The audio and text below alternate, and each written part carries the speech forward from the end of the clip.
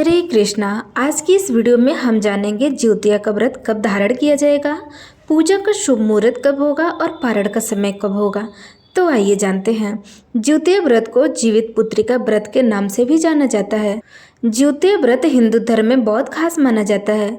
हिंदू परंपरा के अनुसार अश्विनी महीने के कृष्ण पक्ष की अष्टमी तिथि को ज्योतिया व्रत रखा जाता है।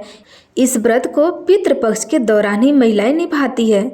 ज्योतिया व्रत का महत्व होता है अपने बच्चों की सुरक्षा और उनकी लंबी उम्र के लिए प्रार्थना करना। ये व्रत खास करके पुत्र के साथ साथ अपनी सारी संतानों की भलाई और लंबी उम्र के लिए माताएं करती हैं। ज्योतिया व्रत मुख्य रूप से बिहार और झारखंड जैसे राज्यों में मनाया जाता है।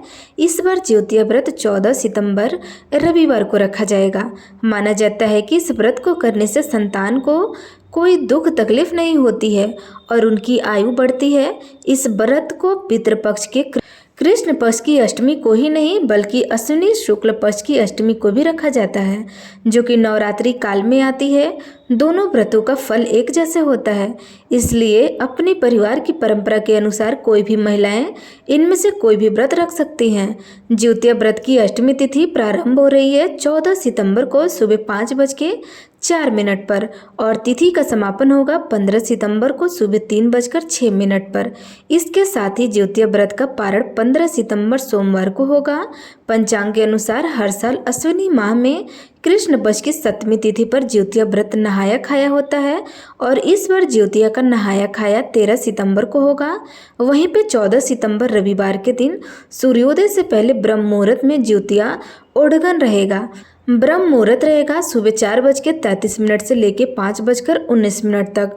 ज्योतिया व्रत के दौरान अष्टमी को दिन भर निर्जला उपवास रखा जाता है और अगले दिन नवमी को भगवान सूर्य को अर्घ्य दिया जाता है। मंत्रों का जाप करके भगवान को प्रसाद अर्पित किया जाता है। इसके बाद लाल, पीले और हरे रंग के धागे भगवान को समर्पित करके बच्चों को सुरक्षा के लिए पहना दिए जाते हैं। ये धागे बच्चों की लंबी उम्र और खुशहाली की कामना के लिए करते हैं। इस व्रत की एक रोचक कथा महाभारत से जुड़ी हुई है। बताया गया है कि भगवान कृष्ण ने सूक्ष्म रूप से उत्तरा के पुत्र परीक्षित की रक्षा की थी। इसी तरह जो भी महिलाएं इस व्रत को अपने बच्चों के लिए रखती हैं, भगवान उनकी संतान की सुरक्षा अवश्य करते हैं। तो ये रही आज की वीडियो। उम्मीद है आपको अच्छी लगी होगी।